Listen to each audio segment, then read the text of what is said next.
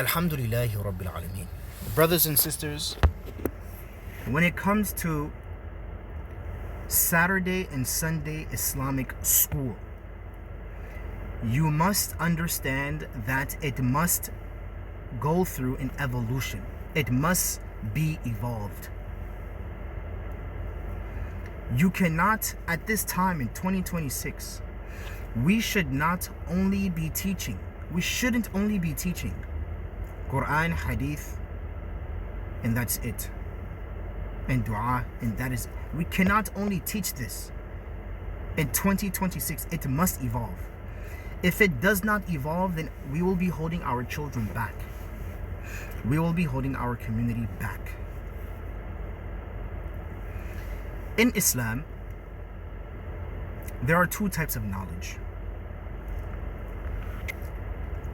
One that is beneficial and one that is not beneficial. The beneficial is knowledge that is good for you, that will help you, that will benefit you. The non-beneficial is other than that. It's the opposite of that. Now, if you take your magnifying glass or your microscope and you focus on the beneficial knowledge, you will see that the beneficial knowledge is further divided into two types of knowledge as well. The first knowledge is knowledge that every individual has to know. Fard Ain. It is obligatory for every individual in the community to know this knowledge. Like praying, like fasting, and the like. The second type of beneficial knowledge is a knowledge that is mandatory, is obligatory upon at least one individual in the community. Not everyone has to know it, but at least one person has to know it. Alhamdulillah.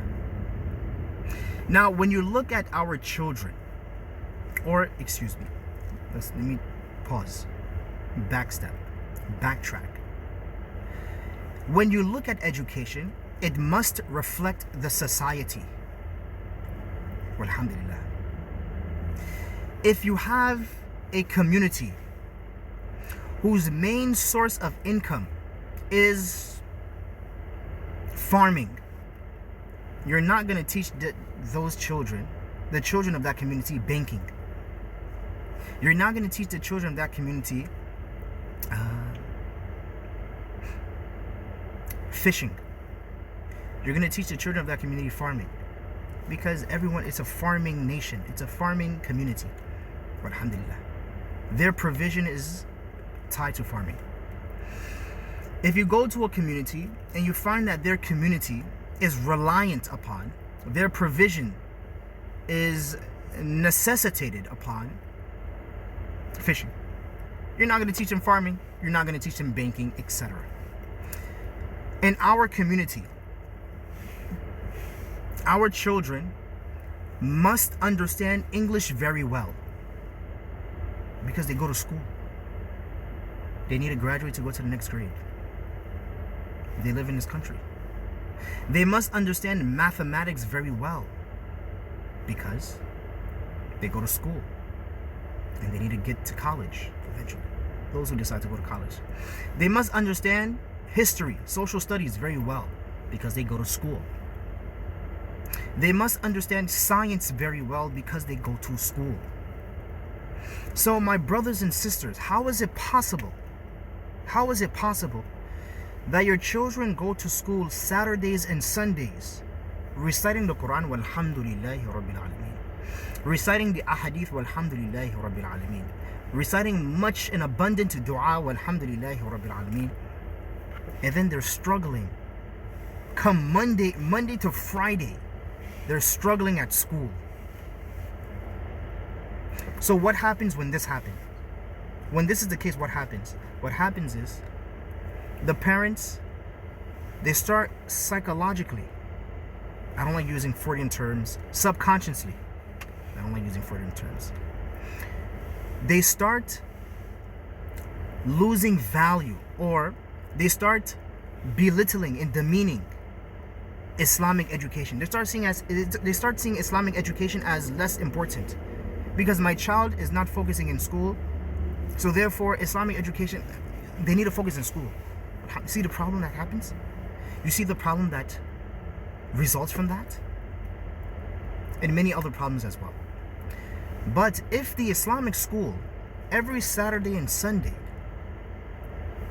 focus on Quran, focus on ahadith, focus on dua, yes, but also they add English, mathematics, science, and social studies. Perhaps just homework help, only homework. You'll see that their children will start doing better in school.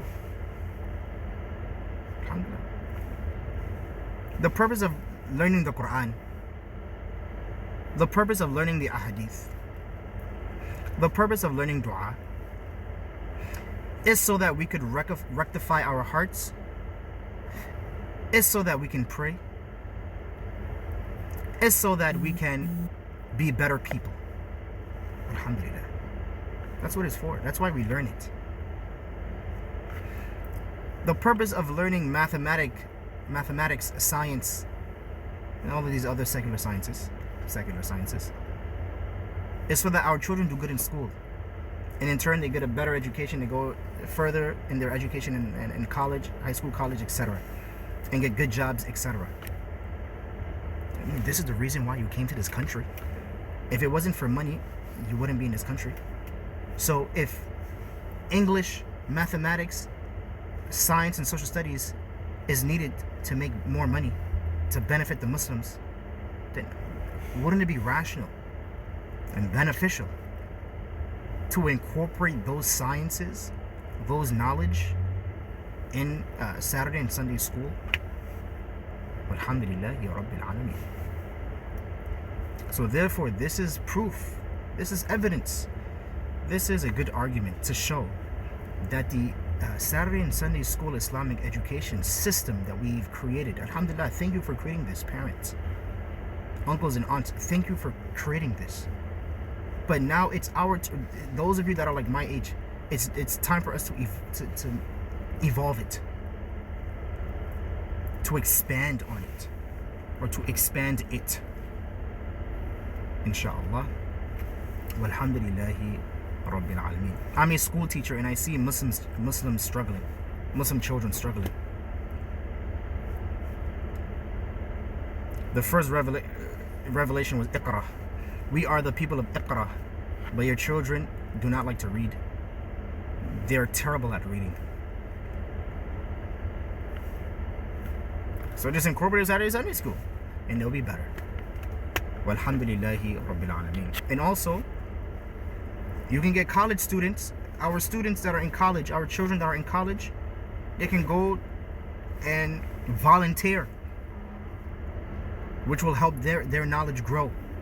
We may, if we have the money, we can pay them as well. It could be a good source of income for them as well. There are many of our children in college. Imagine our children from college. Every Saturday and Sunday, they're in college. They're teaching their younger siblings. Subhanallah. Our children that are in elementary school, middle school, they'll be ahead. Subhanallah. Alhamdulillah.